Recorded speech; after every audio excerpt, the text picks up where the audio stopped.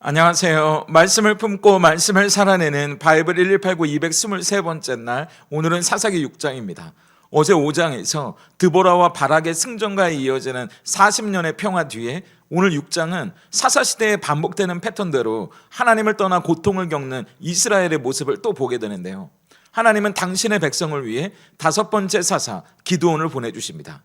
먼저 1절부터 10절까지는 반복되는 악순환과 하나님의 진단인데요. 1절을 보세요. 이스라엘 자손이 또 여호와의 목전에 악을 행하였으므로 여호와께서 7년 동안 그들을 미디안의 손에 넘겨주시니. 사사기는 계속 이스라엘의 죄 앞에 또라는 단어를 넣어요. 이스라엘은 다시 하나님을 등졌고 이번에 하나님이 드신 회초리는 미디안이었습니다.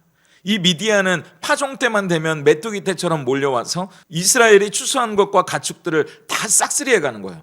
열심히 농사 지어봤자 다 뺏겨버리는 허무한 상황, 밑 빠진 독에 물 붓는 것 같은 절망적인 상황이 7년 동안 이어지니까 이스라엘 백성들은 산으로 도망쳐서 굴을 파고 거기 숨어 삽니다. 젖과 꿀이 흐르는 약속의 땅의 주인들이 자기 땅에서 도망자의 신세, 노숙자의 신세가 돼버린 거죠. 그때가 되어서야 다시 이스라엘 백성들은 하나님을 찾고 살려달라고 부르짖습니다. 그런데 하나님은 사사를 보내기 전에 먼저 한 선지자를 보내셔서 그들이 왜 이런 어려움을 당하는지 그 이유를 알려주시거든요. 10절입니다. 내가 또 너희에게 이르기를 나는 너희의 하나님 여호와이니 너희가 거주하는 아모리 사람의 땅의 신들을 두려워하지 말라 하였으나 너희가 내 목소리를 듣지 아니하였느니라 하셨다 하니라. 하나님은 그들이 겪는 고통이 단순히 미디안이 강해서가 아니라 그들이 하나님을 떠났기 때문에, 이스라엘이 하나님의 말씀 듣기를 싫어했기 때문이라고 말씀하세요. 우리도 문제를 해결하는 것보다 그 문제가 어디서 시작됐는지 정확한 진단이 필요할 때가 있습니다.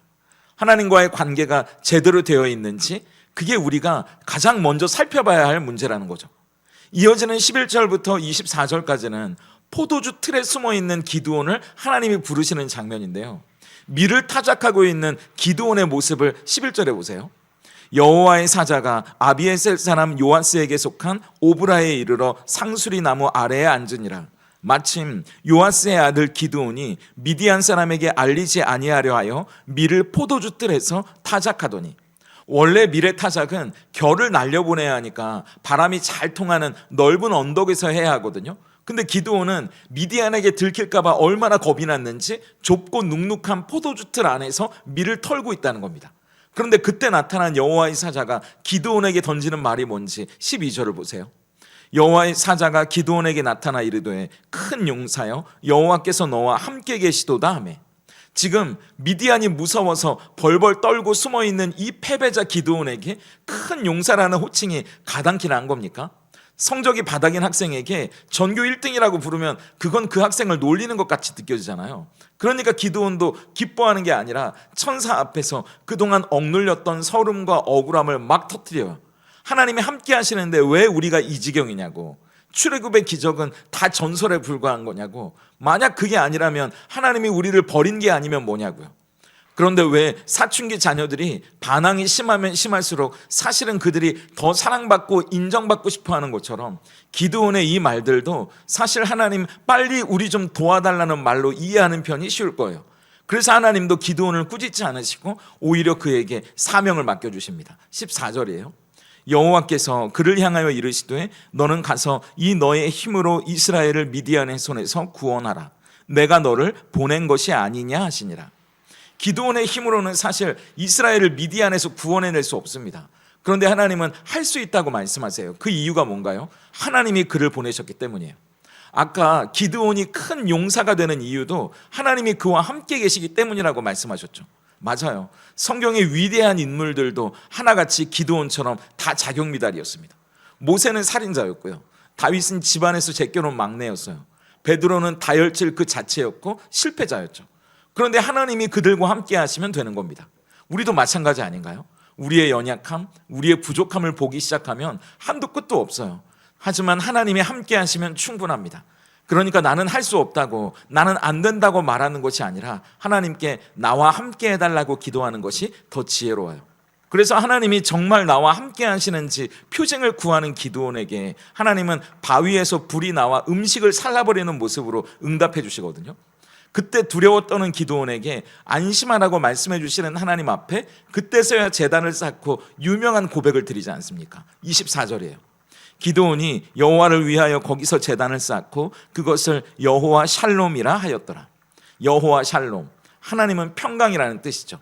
나의 두려움을 평강으로 바꾸셨다는 뜻도 있지만 여전히 10만이 넘는 미디안 군대가 칼을 겨누고 있는 상황입니다.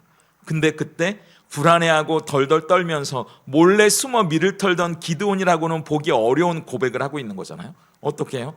하나님이 함께 하시니까요. 문제가 해결돼서가 아니고요. 하나님이 나와 함께 하신다는 그 평안이 이 기드온을 담대하게 만들어주는 겁니다.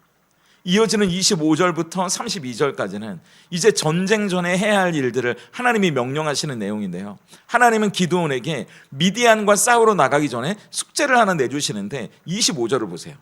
그날 밤에 여호와께서 기드온에게 이르시되 내 아버지에게 있는 숫소 곧 7년 된 둘째 숫소를 끌어오고 내 아버지에게 있는 바알의 제단을 헐며 그 곁에 아세라상을 찍고 밖의 적 미디안을 치기 전에 먼저 우리 안의 적 우상부터 처리하라는 명령이에요.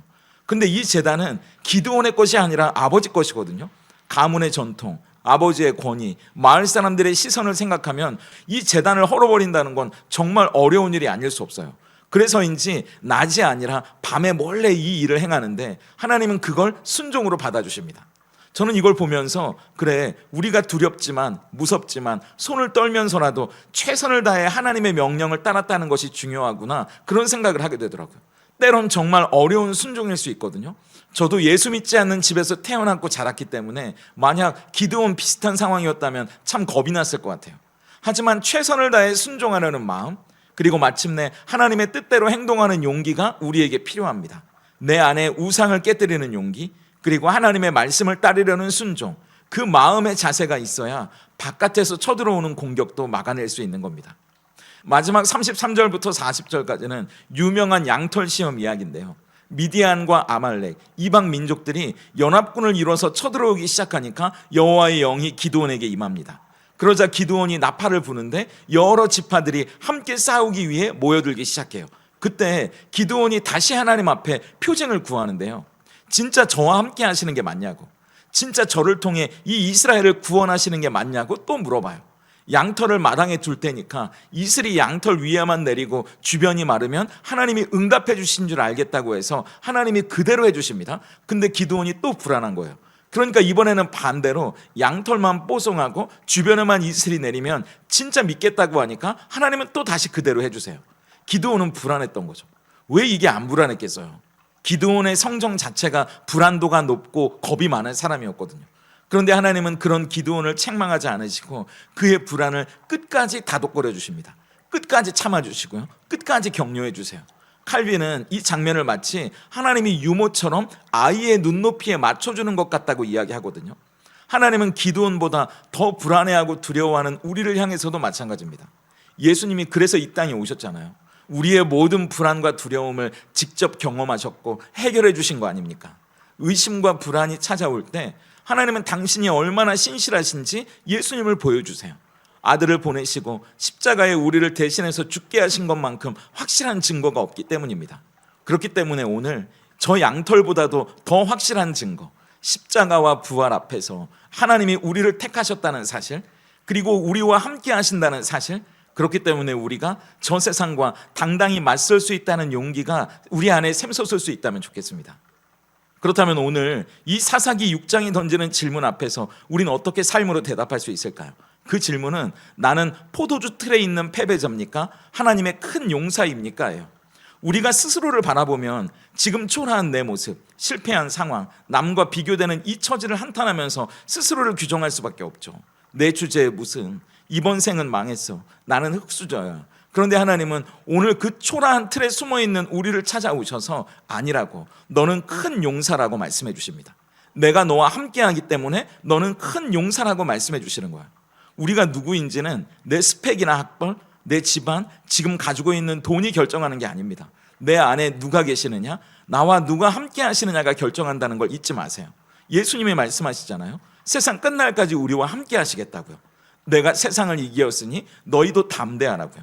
십자가에서 세상을 이기신 주님이 나와 함께 하시기 때문에 우리는 이미 큰 용사입니다. 세상이 붙여놓은 실패자라는 꼬리표를 빼고요, 하나님이 붙여주시는 큰 용사, 하나님의 사람이라는 이름표를 달고 저 세상으로 나아가는, 저 세상과 당당히 맞서는 저와 여러분이 될 수 있기를 소망합니다. 함께 기도하겠습니다. 겁쟁이 같은 우리를 찾아오셔서 큰 용사라 불러주시는 은혜의 하나님 감사합니다. 미디안 같은 세상 앞에서 숨죽이며 살았던 우리의 연약함을 고백합니다.